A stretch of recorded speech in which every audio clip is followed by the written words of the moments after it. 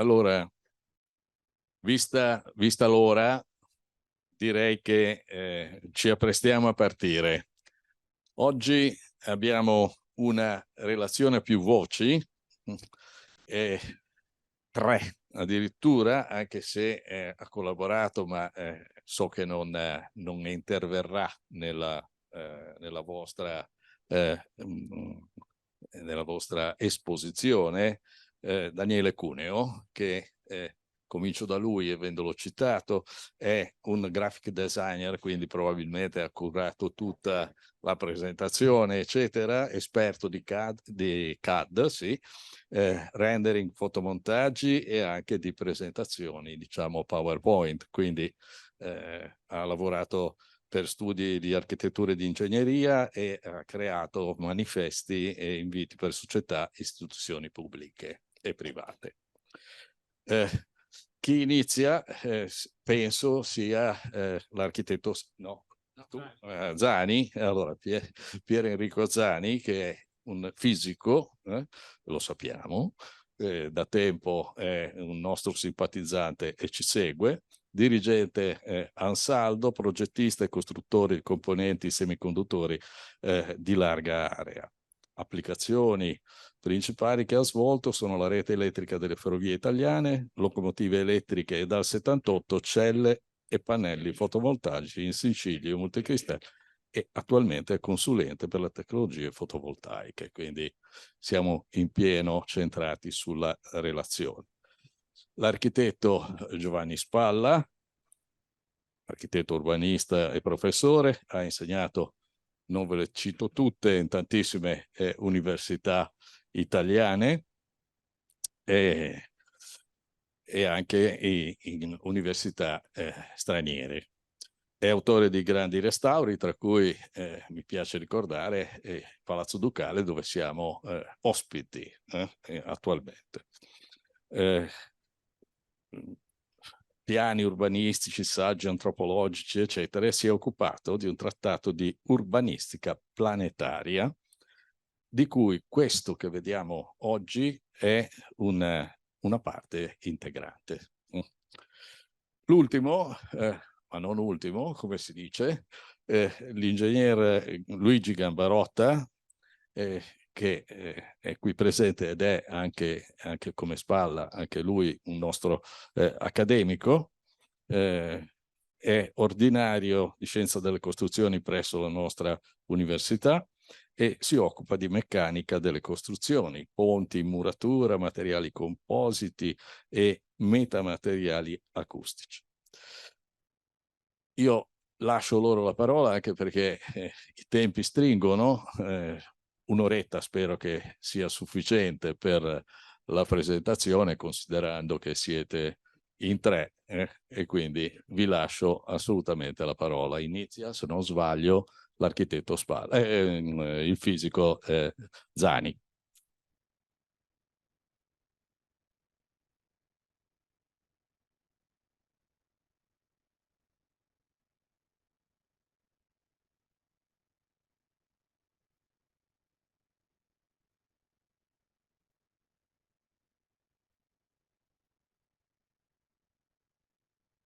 Pronto? Sì. Buongiorno. Allora cercherò di essere più breve che posso. Ho tagliato tutto quello che potevo perché di che cosa parliamo? Il titolo è un po' strano forse, Pergola planetaria solare, giardino luminoso, però è nata da un'idea. Quale idea? Tempo fa, parlando con amici, si parlava di sostenibilità. Tutti dicono facciamo questo lavoro, facciamo un ponte, facciamo la metropolitana sostenibile, però tutte le volte che chiedo cosa vuol dire secondo lei sostenibile, nessuno me lo sa dire, perché poi alla fine ci vogliono dei numeri. Allora, per parlare di sostenibilità parliamo già di Genova. Di Genova. Ho fatto 2 conti sulla sostenibilità di Genova, quindi questa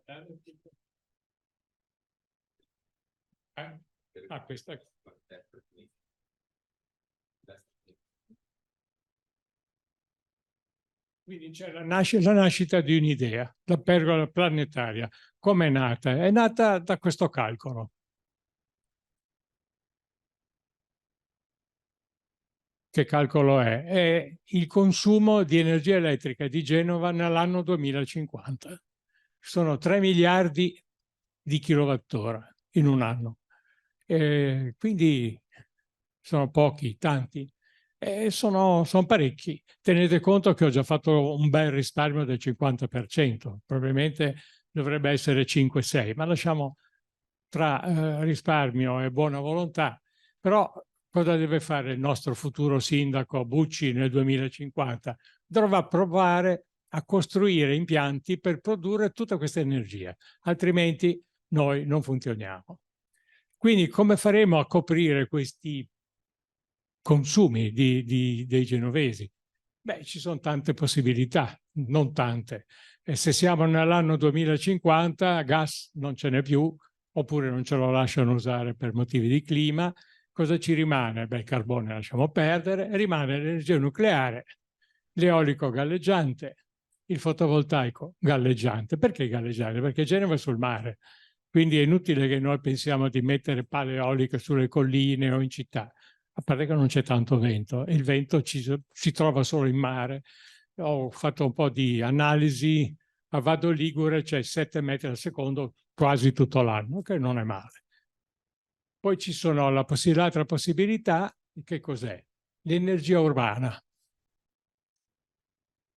integrata. Integrata dove? Negli edifici. Ci siamo divertiti con degli amici a tappezzare il matitone di pannelli fotovoltaici. Tra parentesi si presta piuttosto bene e funzionerebbe parecchio bene. Diventerebbe una vera e propria comunità energetica, perché poi tutta questa energia che noi produciamo con in vari sistemi dovranno essere suddivise tra i vari usatori, siano esse industrie, siano privati, cittadini, condomini.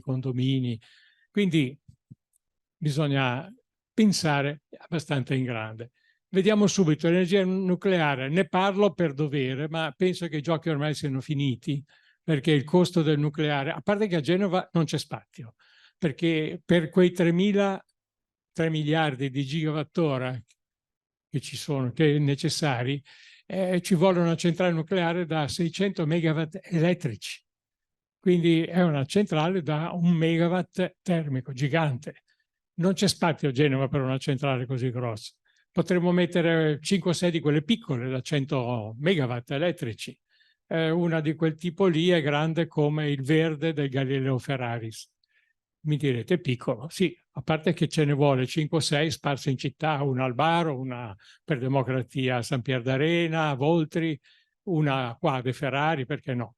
Quindi alla fine il problema del nucleare è che non sapremo dove metterlo, a parte tutti gli altri problemi che il costo, la possibilità di avere uranio e la possibilità di avere tecnici capaci di gestirli per 100 anni, perché una centrale così impegna i nostri bisnipoti per 100 anni.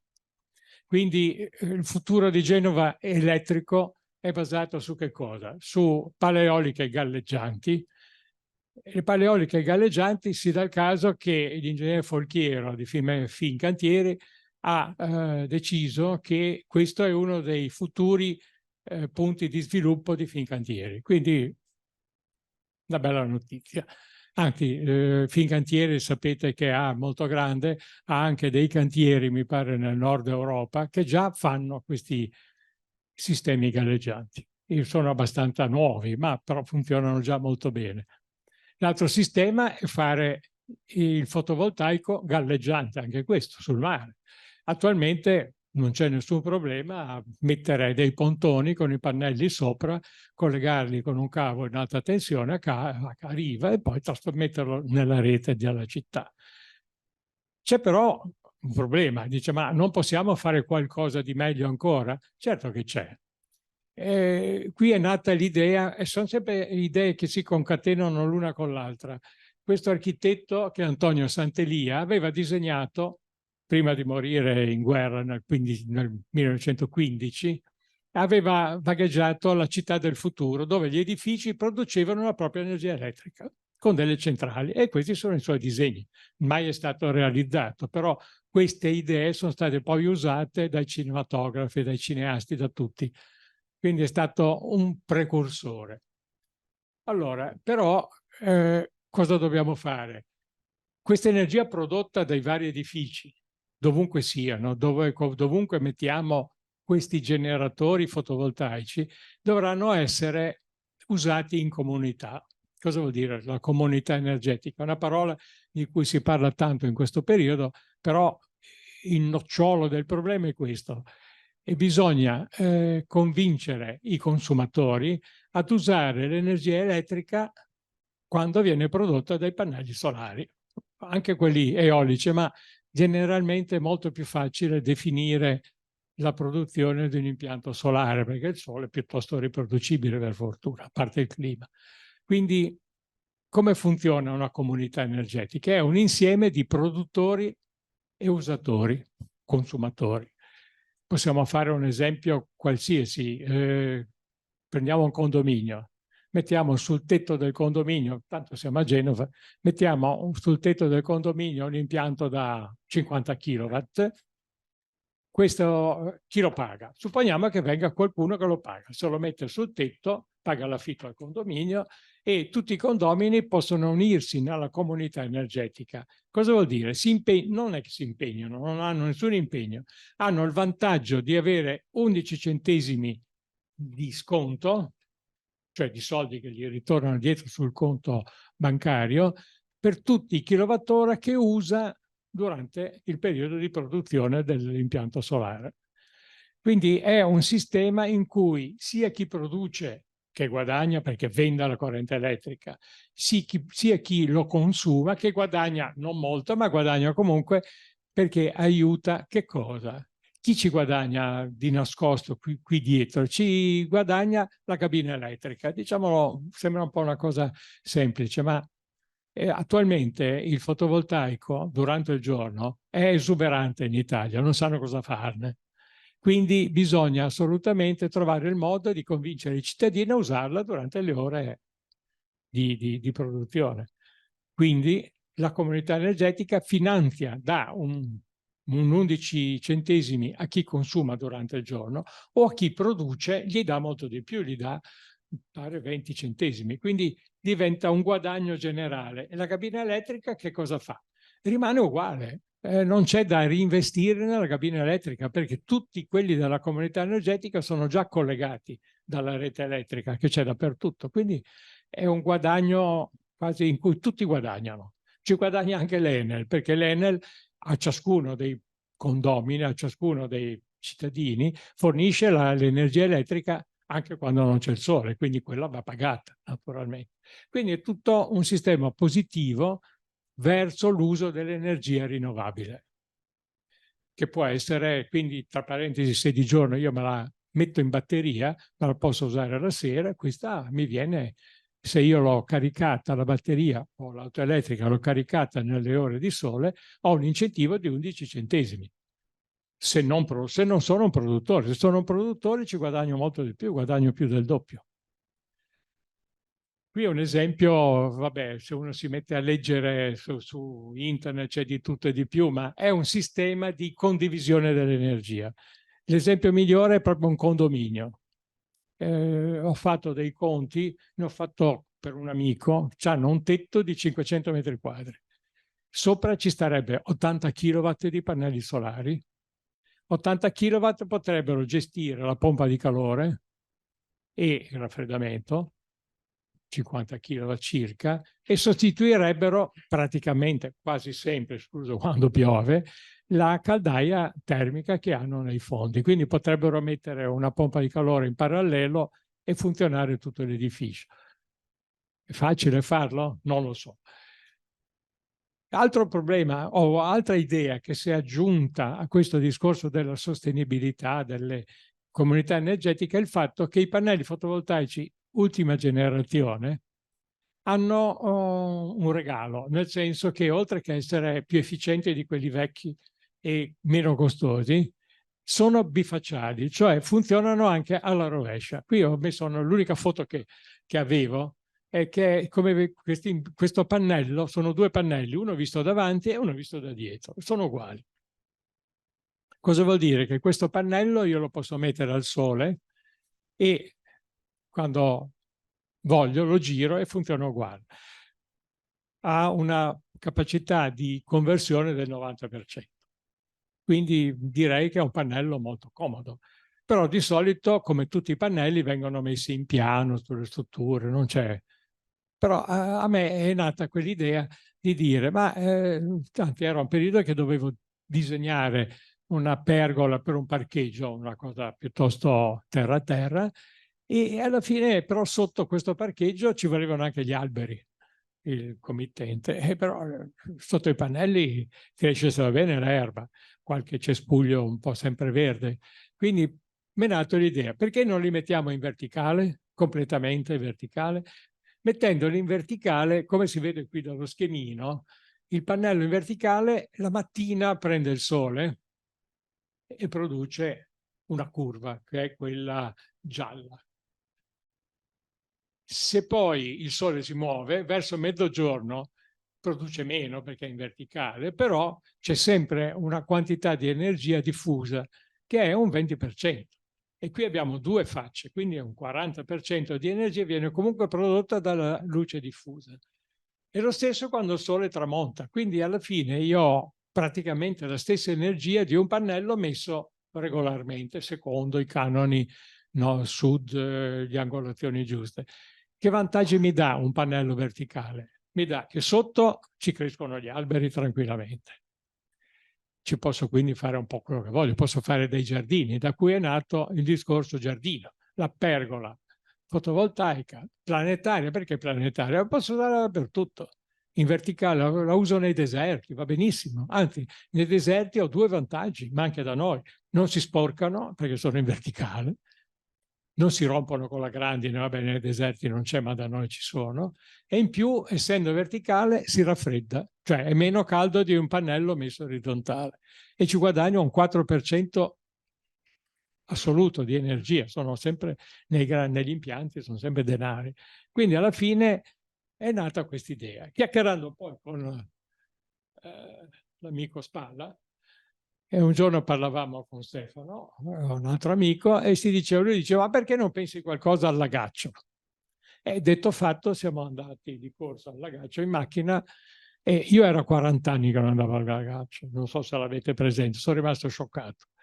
Lui è scomparso che è andato in giro a vedere come era fatto il sistema. Io mi sono messo a guardare le ombre dei vari palazzi, a che ora c'era la luce, mi sono portato un solarimetro giusto per vedere cosa veniva fuori. E beh, è venuto fuori che abbiamo fatto quello che vedete qua. Cioè, questo è diciamo, la pergola,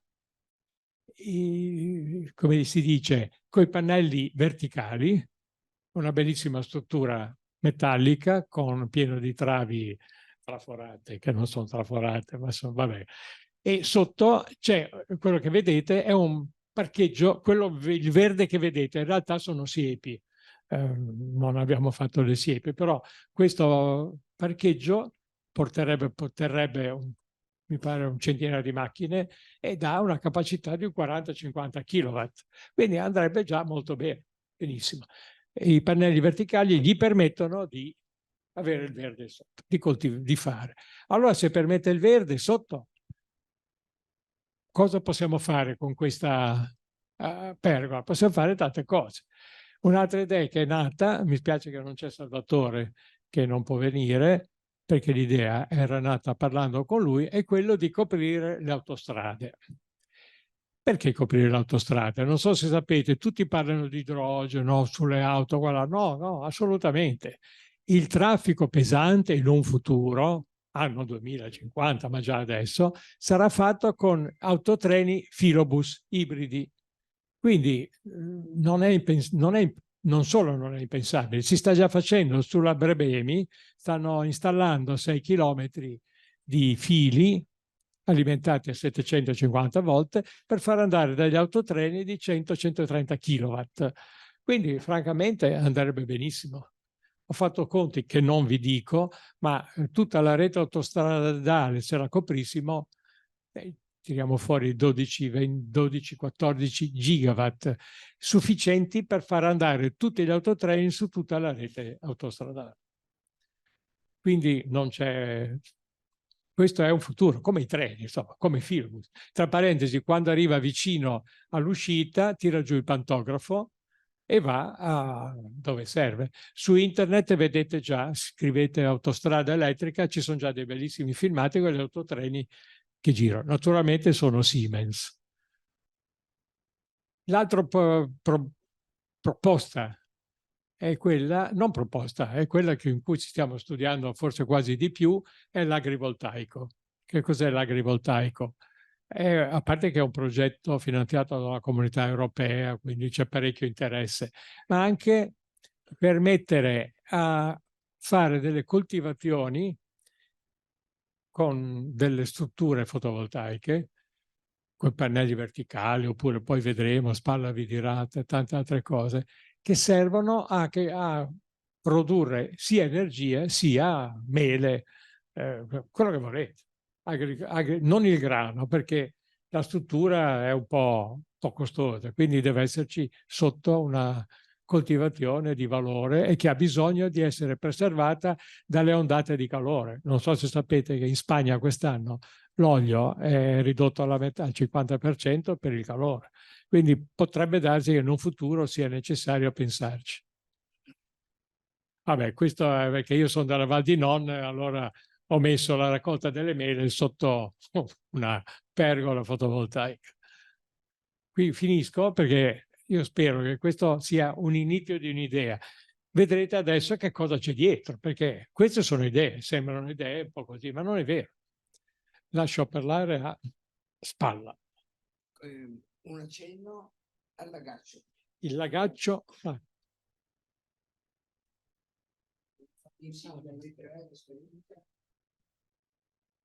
Sì, il progetto del lagaccio, quello che avevo citato all'inizio, è diventato una proposta di urbanizzazione del lagaccio. E di più forse. Parla tu.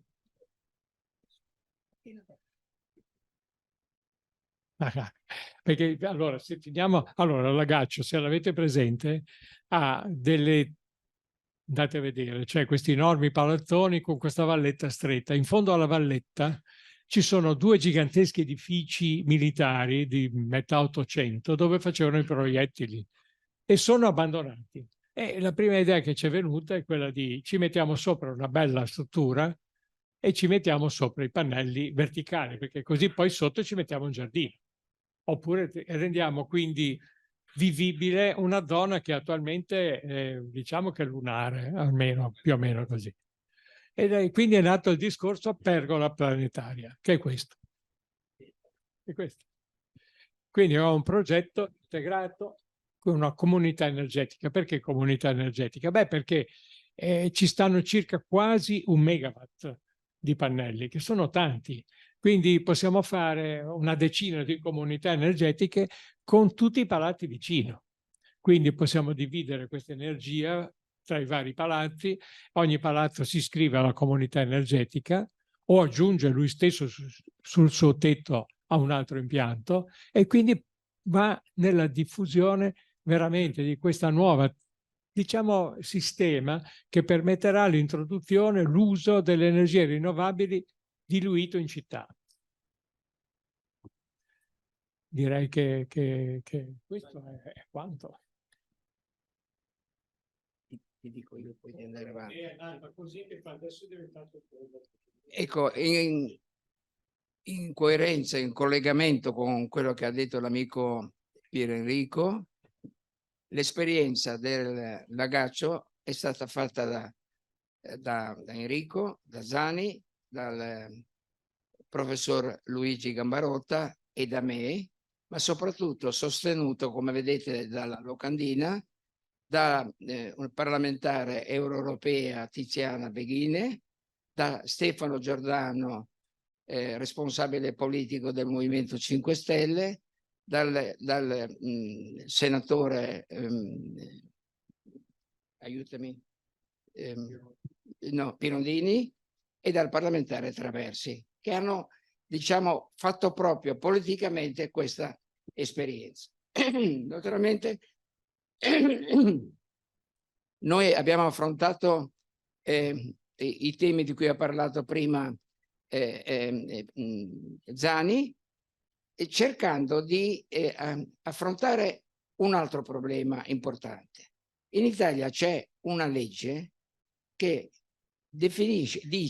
proibisce di mettere i pannelli fotovoltaici, di cui ci ha parlato Zani prima, e l'importanza dell'energia rinnovabile si fa con i pannelli solari, almeno adesso, finché non ci saranno nuove invenzioni.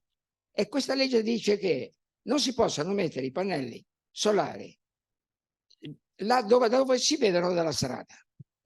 Quindi voi capite che è un problema immenso questo, che anche mettendolo sui tetti praticamente si costringe a mettere i pannelli in terra e non a metterli, per esempio, sotto una pergola come proponiamo noi, e diventare quindi utili, diventare un giardino, diventare altre aspetti. Alla Gaccia abbiamo sperimentato proprio questo obiettivo, che sopra degli edifici che si chiamano proiettifici, perché nella seconda guerra mondiale si costruivano le munizioni, i proiettili in quella zona, la copertura è completamente inutile, restauriamo gli edifici storici e sopra questi edifici, con questo, diciamo così, gruppo di lavoro, abbiamo proposto una pergola solare e giardino per la popolazione. Facciamo vedere velocemente gli elaborati che abbiamo. Questo è il disegno che collega il proiettificio con la caserma e il parco, che è stato già fatto. Avanti. Devo andare veloce perché abbiamo tempi strettissimi.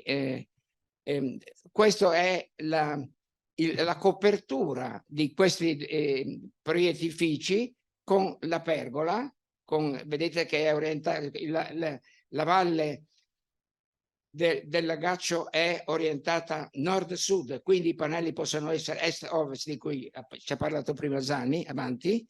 E adesso incomincio a, come posso dire, a farvi vedere la sperimentazione di questa pergola, che forme può avere, che tipologie può avere, e se questa pergola che dimensione deve avere. Il professor Gambarotta studia, vi farà vedere come, che dimensione dovranno avere questa pergola, e quindi l'obiettivo, diciamo così, architettonico e anche urbanistico è quello di sconfiggere quel principio della legge, cioè far diventare i pannelli solari o comunque gli strumenti dell'energia rinnovabile integrabili nella città. Prima di tutto a cominciare dalle periferie, a cominciare dai luoghi, diciamo così, più complessi e più difficili. È evidente che nei centri storici non si possono applicare le pergole che noi proponiamo, perché sono incompatibili con le coperture in ardesia, eccetera. Probabilmente in futuro si troveranno soluzioni anche per quelli. Quindi noi siamo ben attenti che queste strutture devono tener conto dell'articolo 9 della Costituzione italiana, che, come voi sapete benissimo, tutela il patrimonio, il paesaggio e l'ambiente. Qui non posso entrare nel merito, ma sono i disegni quasi esecutivi di pergole di dimensioni diverse per poter attuare il disegno e le follie, dico io, dell'amico Zani. Se vuol coprire le autostrade, la pergola deve avere almeno una luce da 24, 25, 27 metri, perché la legge dice che le corsie sono da 3,75, 3 corsie da una parte, 3 corsie dall'altra, lo spazio tra le due carreggiate, abbiamo una luce incredibile. In più gli spazi laterali di sicurezza e di diciamo così, di anche difesa dai rumori, come avviene nelle autostrade. Chi percorre la 10 praticamente ci sono già delle pergole costruite. Sono fatte in un modo molto ammassato, non tengono conto dell'ambiente. Ecco, però noi non proponiamo una cosa astratta, cerchiamo di dare un senso a qualcosa che è già nella realtà. In Spagna hanno già fatto esperimenti di pergole in agricoltura, eccetera, eccetera. Andiamo avanti. Questa sono una serie, e non posso entrare nel merito, una serie di disegni che abbiamo volutamente applicato a un parcheggio. La parte centrale è la strada di accesso al parcheggio, a destra e a sinistra gli stabili, con un piccolo, diciamo così, con un piccolo e grosso intenzione di, vedete che qui non c'è ancora verde, niente, c'è una sonometria, i pannelli sono messi in verticali come aspetta, ma abbiamo cominciato a fare un ragionamento. Tra un parcheggio e l'altro, in una città, bisogna arrivarci al parcheggio. O c'è troppo sole o piove. Quindi una parte può essere coperta per i percorsi pedonali o per delle piste ciclabili. Andiamo avanti? Vedete, qui abbiamo introdotto un altro elemento, che tra uno stallo e l'altro di una macchina mettiamo delle siepi. Naturalmente qui sono schematizzate e qui vorrei fare un riferimento culturale a cui io tengo moltissimo. La grande cultura dei giardini di verzura italiani del 400-500. Pensate ai giardini di Boboli, il modellamento delle piante, il modellamento del teatro di verzura, il modellamento dei parchi di Nervi, hanno alberi già modellati. Quindi perché, dovendo essere la pergola alta 4,5 metri, e se mettiamo gli autotreni bisogna arrivare fino a 5,5 metri, sotto non possiamo fare dei giardini? E perché la pergola non può sotto essere integrata come le pergole che conosciamo, no? Con l'ulivo, non l'ulivo, la vite, in un altro modo. È per questo che si chiama pergola. Avanti ancora. E qui vedete alcune immagini, sono costretto ad andare veloce perché i tempi sono molto ristretti. Qui è lo studio di una pergola che ha una parte a sbalzo e una parte, cioè in modo, l'obiettivo è quello di piano piano alleggerire il più possibile e anche le travi di rendere le più compatte possibili. Vediamo questo processo. Avanti. Ecco, qui anche i pilastri diventano travi reticolari, perché la pergola è una trave reticolare, è qualcosa di molto importante. Qui permettetemi un riferimento storico.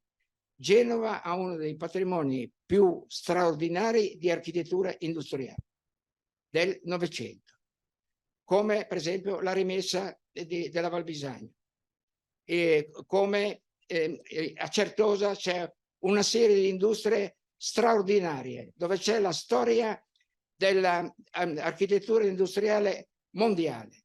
Ci sono le Polonceau del primo tipo, secondo tipo, terzo tipo. Ebbene, sono previste da essere demolite. Io ritengo che questo sia un errore gravissimo e che bisogna cercare di capire che la cultura industriale rientra nell'articolo 9 della Costituzione come il centro storico e come i rolli. Avanti. Ecco, qui vedete che piano piano c'è un altro cambiamento, naturalmente studiato assieme a Zani e a Gambarotta, che i pannelli verticali cominciano a diventare a guglia, perché in questo modo hanno le stesse caratteristiche di cui vi ha parlato Zani prima, e in più prendono il sole anche in termini zenitali, e hanno un'altra caratteristica che poi spiegherà l'ingegnere professore Gambarotta, che resisteranno di più al vento, perché essendo una struttura triangolare ha una maggiore forza di resistenza rispetto alla pressione del vento. Avanti. Qui ci sono tutti gli esperimenti di vario tipo, dimensioni di trave diverse, di sbalzi, alleggerimenti, anche i pilastri diventano travi reticolari. Avanti ancora. Vedete tutte le possibilità. Avanti. E sono costretto. Si può cominciare a ragionare anche che tra il verde, tra un parcheggio e l'altro c'è il verde, oppure tra un insediamento e l'altro e c'è il verde. E queste strutture possono anche diventare molto leggere, quindi possono essere a sbalzo. E qual è lo sforzo che tentiamo di fare dal punto di vista architettonico? Di ridurre il più possibile la trave reticolare e quasi farla coincidere col triangolo dei due pannelli. Diciamo che idealmente sarebbe che questo triangolo un giorno diventi una trave. E adesso vediamo come possiamo arrivarci. E questo lo facciamo assieme. È una specie di... Io più veloce di così, non so come fare. E qui abbiamo applicato questi principi a degli edifici nuovi, in particolare a degli studi che io sto facendo da anni, quello di cui ha parlato il presentatore prima, del trattato di urbanistica planetaria, ma diciamo più semplicemente, e se questi pannelli, oltre che metterli sul tetto, li mettiamo anche sulle facciate che si mettono già? A Friburgo hanno fatto un edificio circolare con tutti i pannelli, addirittura l'edificio ruota a seconda del sole. Ci sono esperienze di questo tipo. Ma noi qui abbiamo tentato un'altra strada, di mettere la pergola sul tetto di questi edifici. E le facciate sono fatte con le V, cioè con dei pannelli fotovoltaici messi in modo opportuno, in modo da prendere il sole in tutti i modi. In più, come vedete in questi schizzi, l'edificio può inclinarsi e quindi i pannelli, oltre a prendere il sole da est, da ovest e dagli altri parti, prende il sole anche in termini zenitali. Andiamo avanti, qui un'immagine di una pergola che sarebbe un tetto di queste nuove case, e la pavimentazione, la proiezione della pergola sul tetto. Sulla destra è il prospetto, quelli lì sono i pannelli, tra un pannello e l'altro è tutta una vetrata, e c'è una cosa in più, che questa vetrata è doppia, è come una specie di serra, una facciata tutta di verzura, una facciata tutta di alberi, di siepi, eccetera. Quindi l'idea è che i nuovi edifici avranno i pannelli legati al sole, ma tutto il resto, prima di entrare nell'ambiente, c'è la natura che deve essere prevalente. Quindi una specie di giardino pergola, invece che essere orizzontale, verticale. Qui c'è un altro elemento ancora, che dietro questi pannelli si può cominciare a utilizzare in termini artistici e fare, diciamo così, dei disegni che rappresentano la città dove si costruisce, perché certo che è una pergola, finisco, è una pergola planetaria, ma deve tener conto delle culture e delle civiltà locali. Se la faccio nel deserto dovrò tener conto che quella è una cultura. Se lo faccio in campagna i pilastri possono essere di pietra o di mattoni.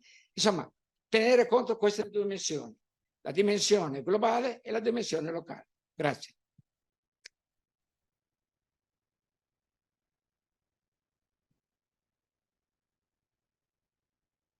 Io di qua bisogna attivare la mia... Vengo io qua.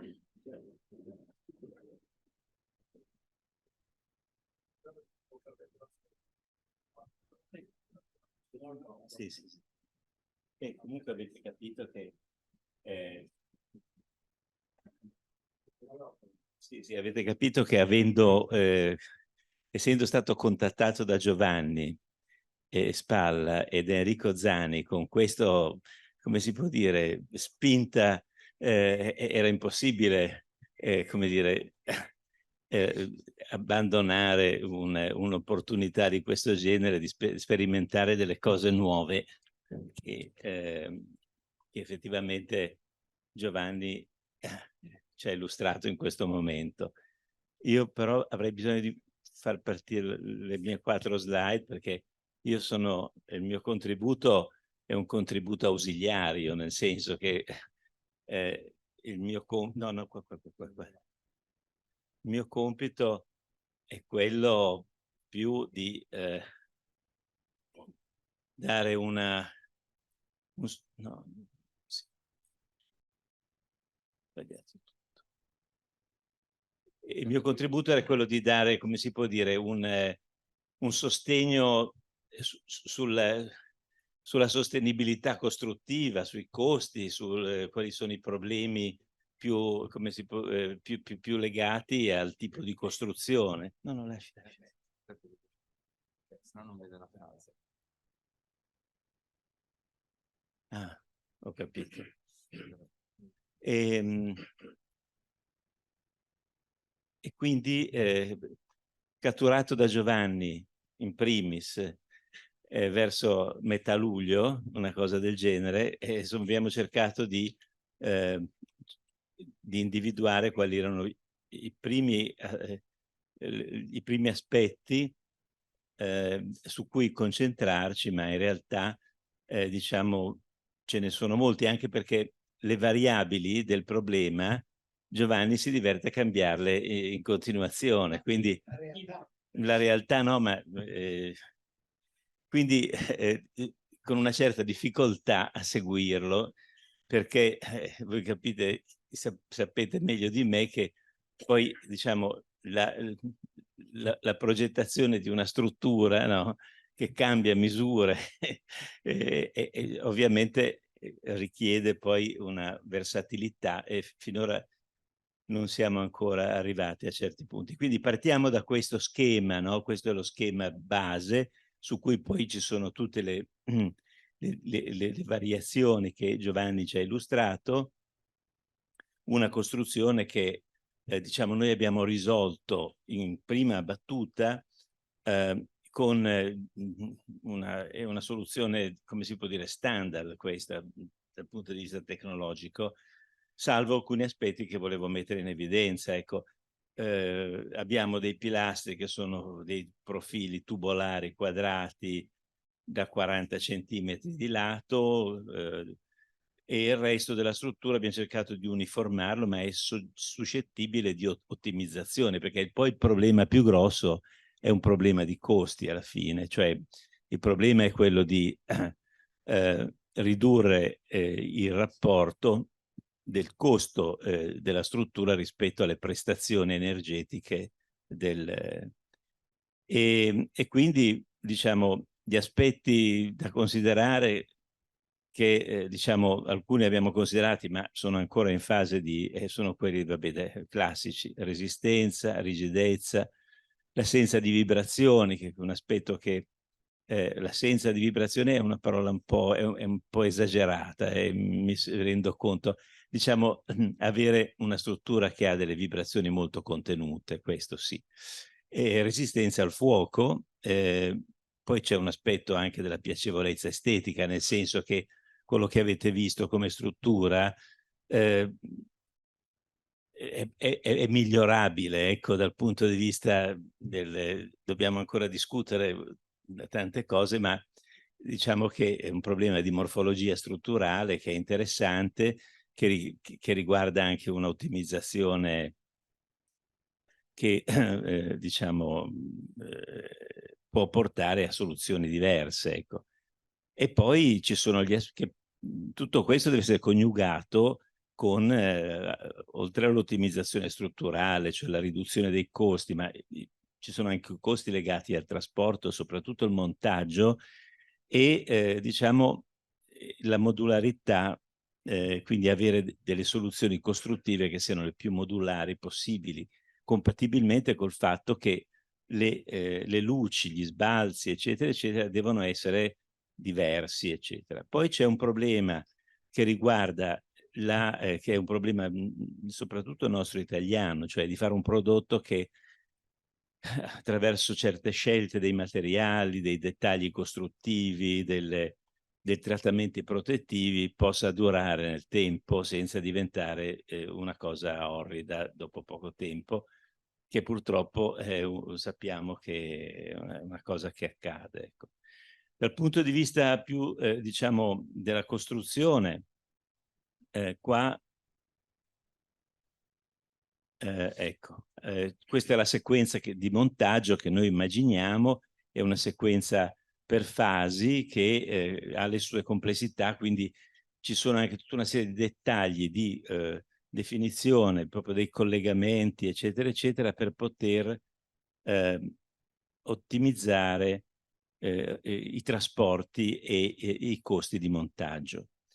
E questo è un aspetto. Questa soluzione costruttiva è una soluzione classica, direi, dal punto di vista, diciamo, è una travatura reticolare a base quadrata o rettangolare, ma insomma abbastanza standard, che però ha delle grosse valenze nel trasferire i carichi, diciamo con degli schemi tridimensionali, perché è costruita proprio così. Però si potrebbero ancora pensare delle topologie diciamo ottimali che consentano diciamo un miglioramento, sia una riduzione dei pesi e dei costi e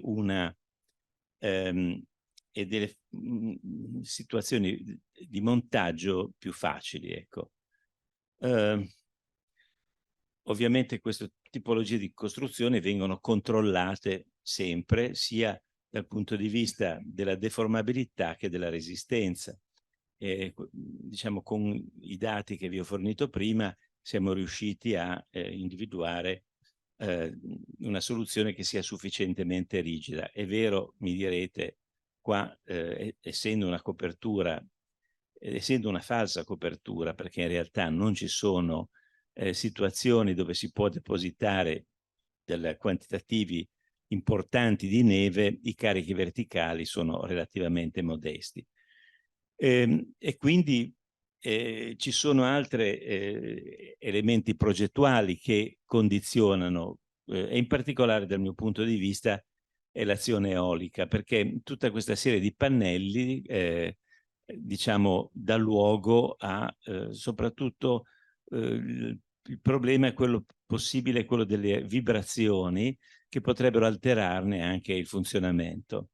E quindi abbiamo un po', diciamo, studiato questo aspetto. Quando uso il plurale mi rivolgo anche a Paolo Badino, che è qua in sala, che mi ha dato una mano, che io ho laureato in ingegneria, e per controllare gli spostamenti delle strutture che sostengono i pannelli in presenza delle azioni di normativa. Ma questo non basta, perché la normativa copre delle situazioni che non sono proprio queste.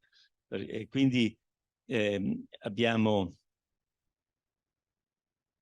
come dire, effettuato anche delle analisi che ormai sono correnti, intendiamoci, di valutazione dei modi di vibrazione di queste strutture, che peraltro sono interessanti solo soprattutto per il fatto che sono tutti molto prossimi. I primi 6 modi di vibrazione sono tutti nel range fra 0,2 e 0,3 secondi. Quindi tra i 5 e i 3 Hz, diciamo. Questi modi, ammesso che riesca a passare, sono diciamo classici, però ecco l'elemento che a noi interessa di controllo è proprio la vibrazione delle strutture che devono sostenere i pannelli. Vedete, qua siamo a 0,26 secondi poi ci sono dei modi, diciamo, meno importanti dal punto di vista dell'eccitazione, cioè che è difficile che vengano eccitate, ancorché le azioni del vento poi sono di natura turbolenta, possono essere di natura turbolenta con vorticità che possono indurre anche situazioni magari inaspettate, ecco. Ma quello che diciamo a me interessava, che a noi diciamo è interessato di più, è stato il controllo del sesto modo, che di solito come progettazione strutturale non si va mai a cercare, ma in questo caso il sesto modo a 0,20 secondi manifesta delle grosse possibilità di eccitazione delle strutture di sostegno dei pannelli, e questo diciamo è un argomento che va approfondito con un'analisi fluidodinamica, diciamo di interazione elasto-fluidinamico. Questi dati poi sono utili anche per la progettazione alle azioni sismiche, perché chiaramente è ben noto che il moto alla base indotto dall'azione sismica poi sollecita i modi e quindi la risposta strutturale è condizionata da questi. Ma ritengo che dal punto di vista delle azioni sismiche, data anche la leggerezza relativa della struttura, siano di minore importanza rispetto a quelle eoliche. A questo punto noi siamo arrivati a dei pesi per unità di superficie coperta sui 35 kg, scusate se uso i chili, ma comunque 35 kg a metro quadrato, e speriamo di poter ridurre il tutto a meno, ma dobbiamo ancora fare delle valutazioni di costi. Questo è quanto.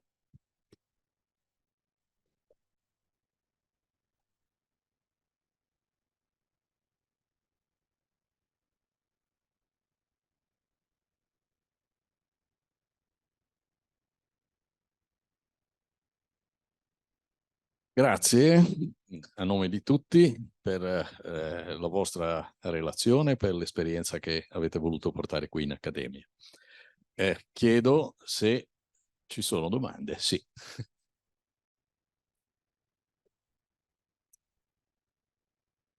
Sì. Grazie, grazie. Mi chiamo Luigi Fasce e sono di Ecoistituto in particolare.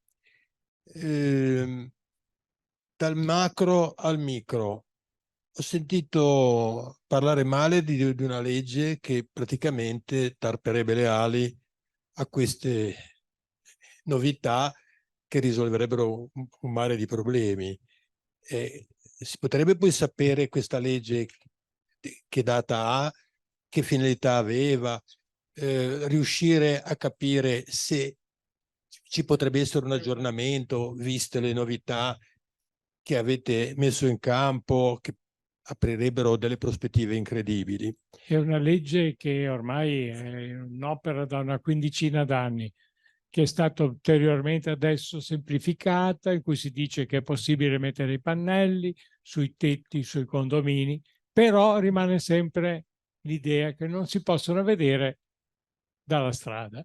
Allora, dato che ad esempio al Lagaccio i palazzi sono costruiti uno sopra l'altro, ognuno vede il tetto dell'altro, quindi la legge lì che senso ha? Non lo so, bisognerà discutere della cosa. Ne ho parlato anche con l'assessore un giorno, ha detto sì, dovremmo pensarci. Cioè bisognerebbe decidere a livello comunale le zone di rispetto e dove, se la zona storica, dove su Palazzo San Giorgio non ci rimetteremo, al Lagaccio ci possono stare. Ci sono anche degli strani palazzi anche nel centro storico che sono piatti sopra e che potrebbero accettare una bella pergola coperta di piante tutto intorno che nessuno la vedrebbe. Bisogna vedere adesso se ci sono delle aziende investitrici o dei condomini che vogliono investire in proprio e iniziare questo, una prima lotta. Una volta passata si passa. Quindi si dà il caso. Mi metterei un attimino la maglietta anche di Europa Verde e all'articolo 9 che è stato modificato e è stata aggiunta non solo la tutela, certo, ma anche ora con queste modifiche e con queste novità io penso che qualche forza politica, tutte quelle che ne hanno voglia, potrebbero andare a ficcare il naso su questa legge e rimetterla in tiro sulle novità. Chi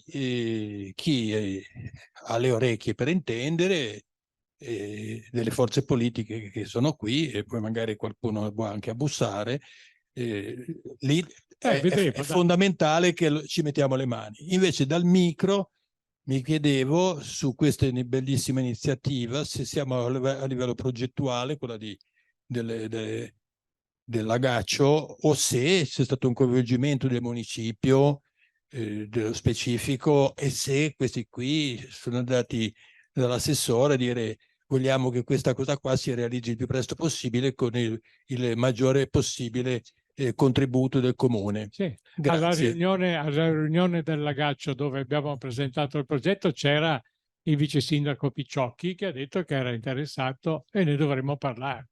Adesso vediamo, se no arriviamo a parlare poi col sindaco. Se no usiamo l'ecoistituto. Cosa dici, Tortello?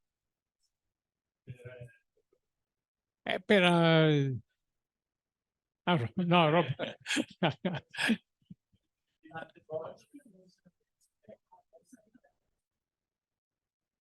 Abbiamo già anche regalato il nostro quaderno a chi di dovere. Tra l'altro l'assessore aveva promesso una riunione, no? L'assessore addirittura voleva fare diciamo, pubblicità, utilizzare diciamo, una ditta e noi come istituto per lanciare l'idea delle comunità energetiche rinnovabili. Comunque loro avevano in testa dei numeri un po' diversi, perché quelle che erano state in qualche modo pensate dal comune erano da 20 kW di picco, e qua siamo già a un livello molto... Però dovrebbe anche rientrare nella nuova legge, perché la nuova legge porta... Non dà limiti, la nuova legge non dà limiti, dice solo che non si possono vedere. Vabbè, Come diciamo, vabbè, lasciamo perdere. quindi diciamo che tutto... Ora, non lo so, anch'io avevo sentito Picciocchi dire che c'era un interesse, poi però passare alla parte così realizzativa è sempre molto difficile.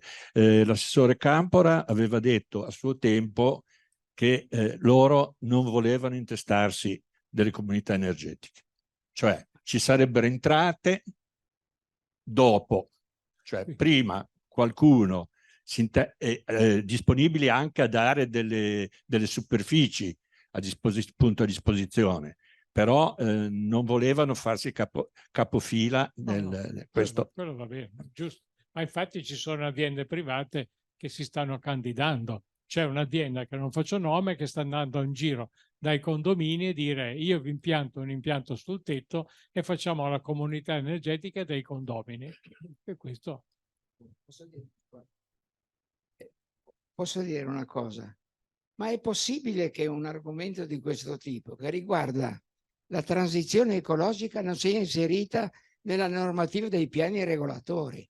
Qui ci si dimentica che tutti i comuni del mondo hanno i piani regolatori. Ce l'ha Berlino, ce l'ha Roma, ce l'aveva Genova, perché il piano regolatore di Genova adesso è andato in direzioni non certamente della pianificazione. Il problema è che queste cose si devono integrare nella pianificazione urbanistica, come quella di Ippodamo da Mileto di 2500 anni fa. Grazie. Ma io personalmente ti posso dire che sono basito per il fatto che, ad esempio, quella che è il decreto ministeriale relativo è stato mandato a Bruxelles dopo un tempo veramente lunghissimo, è ancora fermo, perché io continuo a chiedere a Picchetto Fratin, ma è uscito, non è uscito? E la risposta è sempre l'hanno visto a Bruxelles, però insomma non è ancora qua. Comunque, non è ancora arrivato, quindi è veramente... Qui all'Accademia tra un giorno, tra le prossime volte ci sarà un signore che parla proprio delle comunità energetiche e che ne fa di questo un business, cioè si presenterà per fare comunità energetiche. Bisogna vedere se viene con le palanche per fare gli impianti e quindi poi farlo, seppure viene a gestire le comunità energetiche, sperando che qualcuno ci voglia mettere i denari o i condomini, oppure, che ne so, c'è una ditta, adesso non posso far nomi, ma c'è una ditta grossa energetica che sta andando presso un condominio e dire facciamo una comunità energetica e io metto l'impianto fotovoltaico, se si riesce a metterlo sul tetto, perché è quello il problema. Ora vedremo, ci staremo dietro a vedere, perché questa ditta è così grande che poi lei a essere a decidere. Io lo faccio, lo pago e tanti saluti. Speriamo.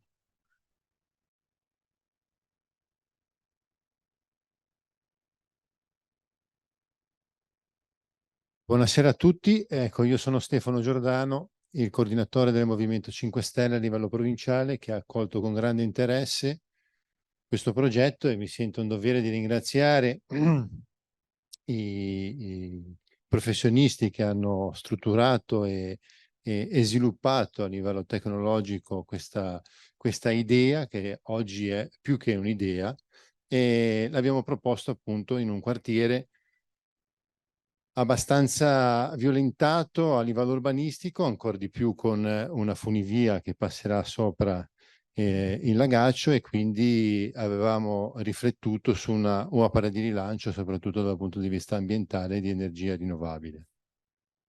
Abbiamo chiesto, dopo l'interesse del vice sindaco Picciocchi, un tavolo tecnico con i professionisti qua presenti. Ad oggi non abbiamo ancora avuto risposta. Però siamo fiduciosi, rilanciamo con un sollecito questo tavolo e vediamo un attimino se effettivamente il Comune di Genova ha interesse a mettere in atto i contenuti dell'articolo 9 della Costituzione, ed eventualmente iniziare veramente a fare una comunità energetica di importanza, forse anche a livello europeo, perché forse una comunità energetica con questa potenzialità sarebbe forse la più grande. Detto questo, mi assumo l'impegno di comunicare ai nostri portavoce nazionali di inserire nella legge di bilancio anche un emendamento proprio su questa legge nazionale che impedisce con le trasformazioni tecnologiche di applicare anche questi tipi di soluzione.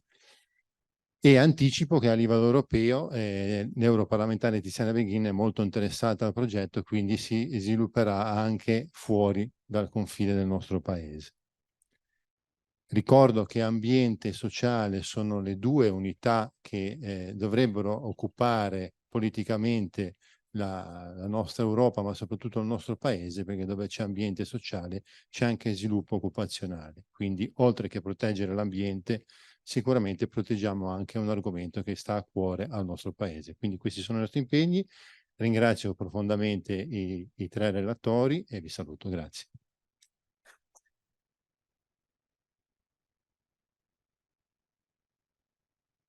Mi chiamo Ernesto Salamoni e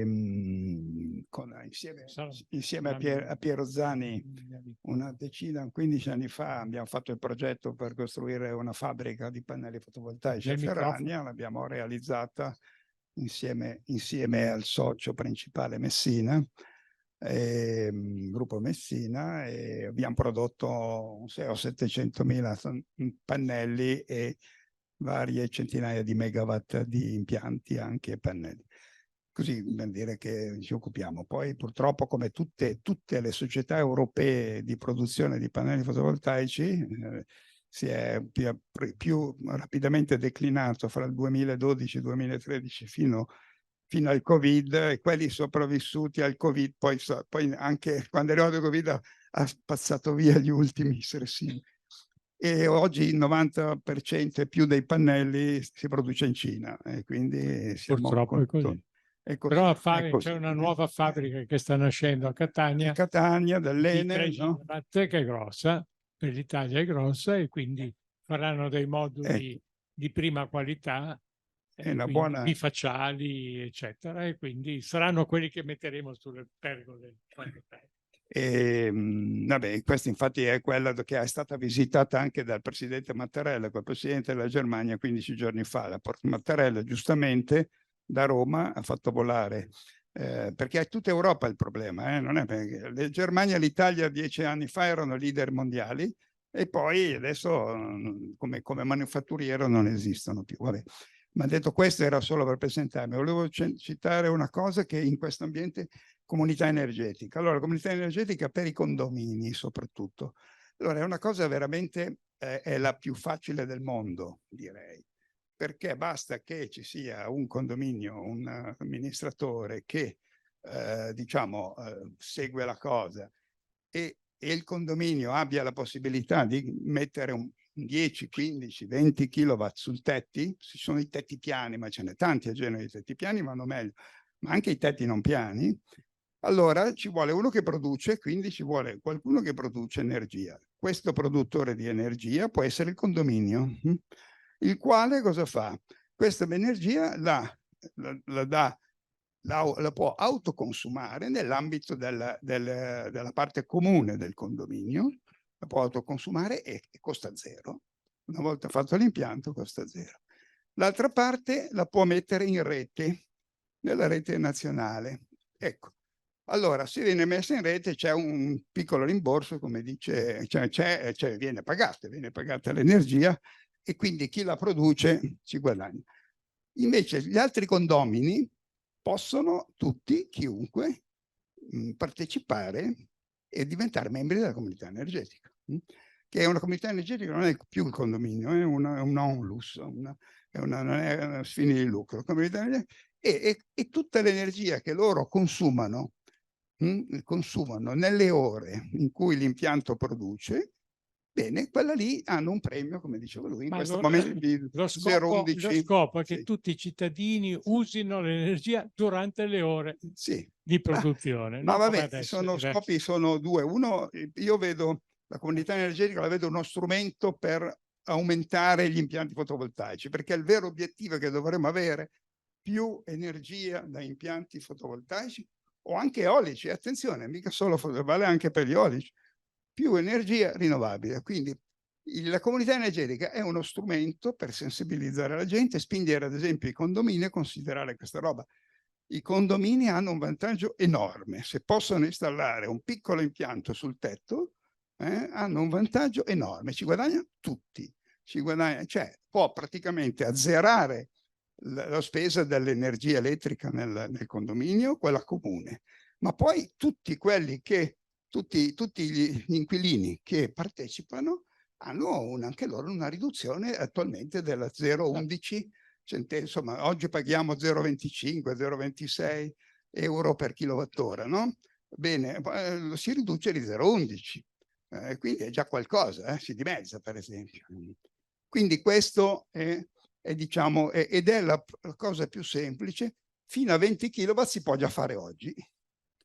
Io faccio parte di una comunità energetica costituita, forse avete visto in Corso Italia, c'è una nuova pizzeria vicino al Lido, dove c'era un autolavaggio.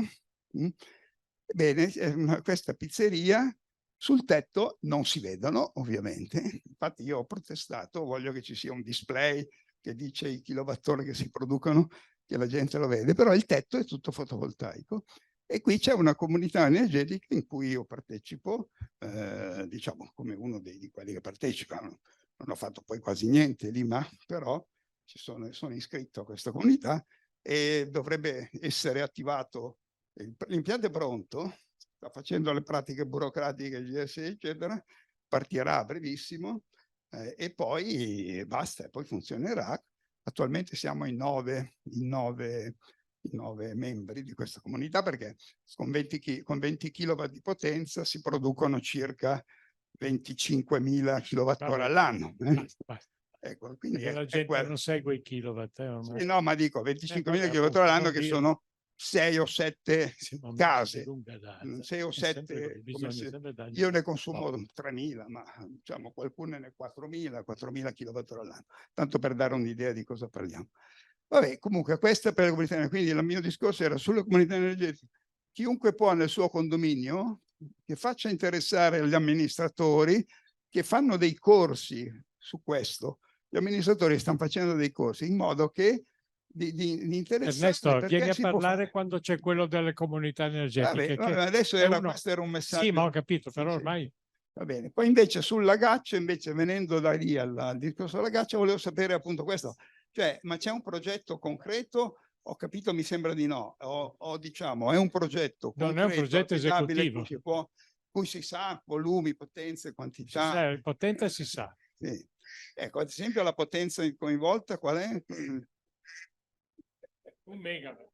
1 megawatt. Per esempio sui megawatt poi le comunità energetiche Al Ma momento non infatti valgono, al dividiamo, momento non sempre che valgono, no, dividiamo, no. te la No, ricordo ma voglio dire, attualmente Comunque- purtroppo non valgono, quindi l'azione burocratica Certo, certo, è certo. importantissima, no? Comunque E è tutto vabbè, da questo fare. era il È da discorso. fare, è da Ecco, fare. vabbè, basta, Dobbiamo- ho finito, grazie. Bisogna trovare, non so cosa, uno che mette le palanche.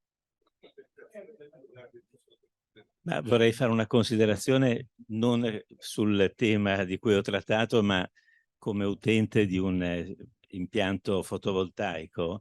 E ci sono degli aspetti, delle ricadute psicologiche importanti, perché quando uno ha un impianto fotovoltaico, poi può controllare consumi, accumuli, cioè ha una visione del controllo energetico di casa sua o di un sistema che prima non aveva, quindi una consapevolezza che sicuramente ha una ricaduta positiva dal punto di vista proprio della riduzione dei consumi sicuramente, ma anche proprio del concetto di energia.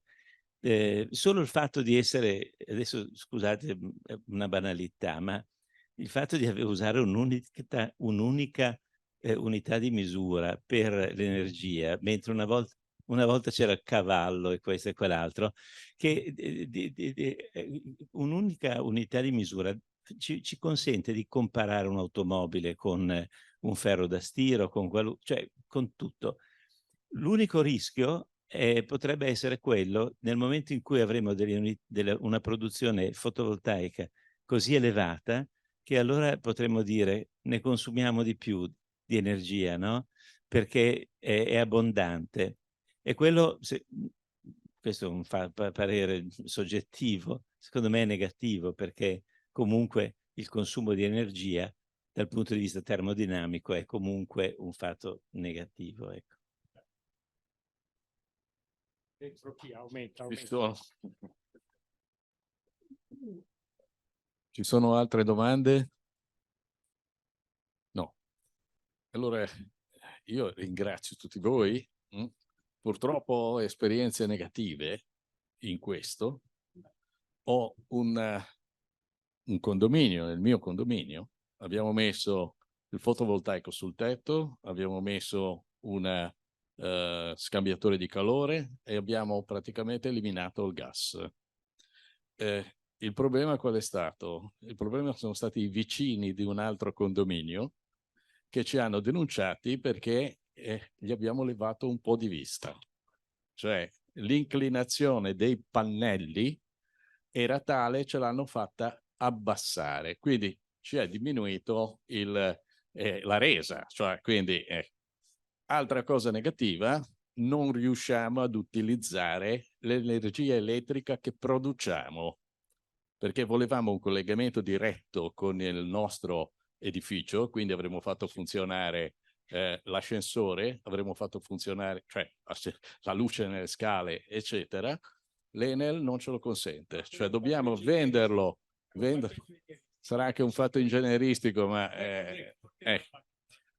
io sono molto felice di vedere che ci sono queste cose che spero vadano avanti, anche se in effetti avete cominciato dicendo 2050. Allora, forse nel 2050 avremo la mentalità che manca oggi, perché manca la mentalità verde, punto. Quindi vi ringrazio per la bellissima conferenza. Sì, sì, sì.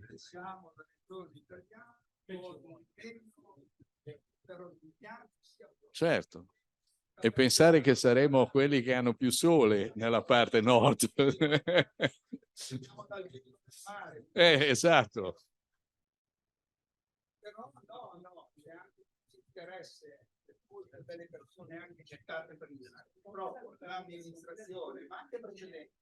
Certo. Negli ultimi anni. Io del 2050, così dopo che ha boccato tutta la città, potrà dedicarsi a fare i 3 miliardi di kilowattora. Va bene. Ringrazio i relatori, li ringrazio anche per essere rimasti nei tempi e mi piace che sia stata una vivace dibattito.